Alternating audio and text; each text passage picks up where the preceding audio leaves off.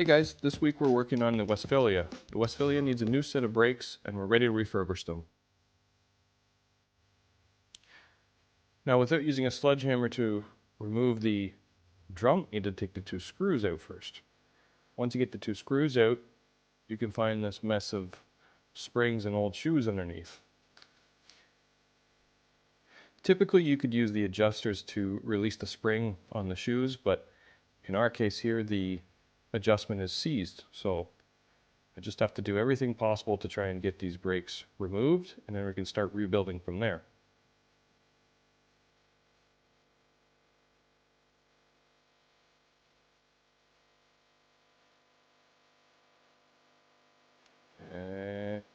And after some prying and a little bit of jiggling, there you are, brakes removed. Now we're going to take off the wheel cylinder. When you're removing the wheel cylinder, you need to use a box wrench on the brake line, or else you'll just strip it, or you could twist the line, and after you'd need a new line.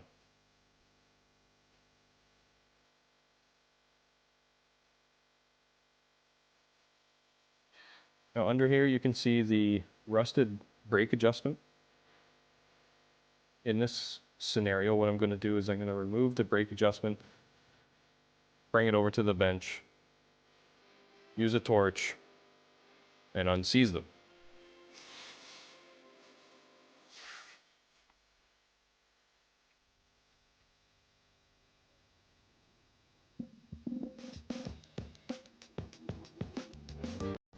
When you're using a torch, be careful of your surroundings. You don't want to be melting any of the rubber boots or anything that's on your suspension.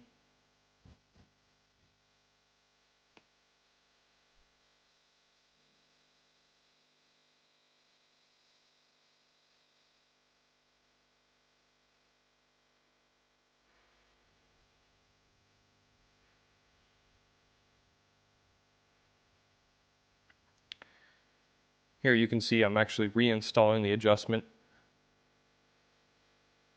Give our backplate a little bit of a scrub so that we can paint it with some rust paint.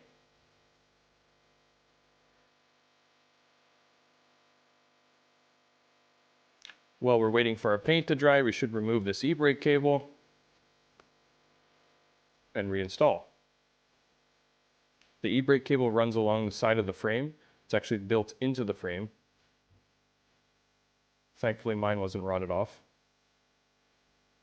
This is a brand new wheel cylinder. I don't bother using used brake parts. Brakes are very important, so everything new.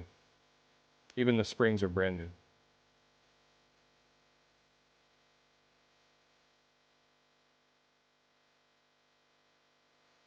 These rear brakes are not hard to install.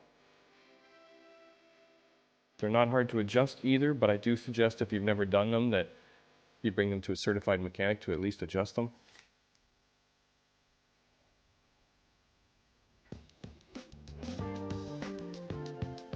Connecting the e-brake cable, you can do that with your fingers. It's not a hard task at all.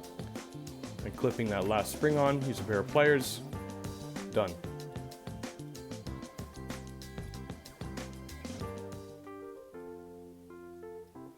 Last but not least, we'll put our drum back on. Now let's get onto the front. The front is a little bit easier to replace the brakes. Drum brakes are harder to install, but with these front disc brakes, there's two bolts in the back, and the caliper comes right off. Once the caliper's off, you can remove the rotor. There's two small bolts that remove the rotor, as you can see.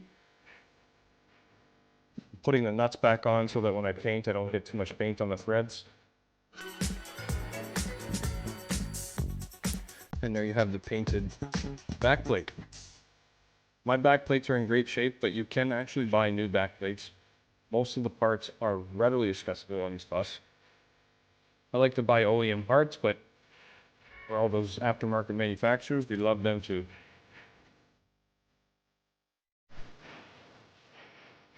Typically, on most vehicles, you would put the pad and caliper on together. With the bus, you can put the caliper on, and then the pads actually go in after the fact.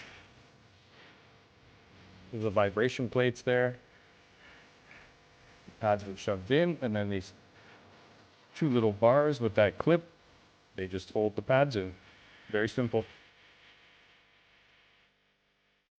Reconnect our brake line for completion, and we'll see you next week.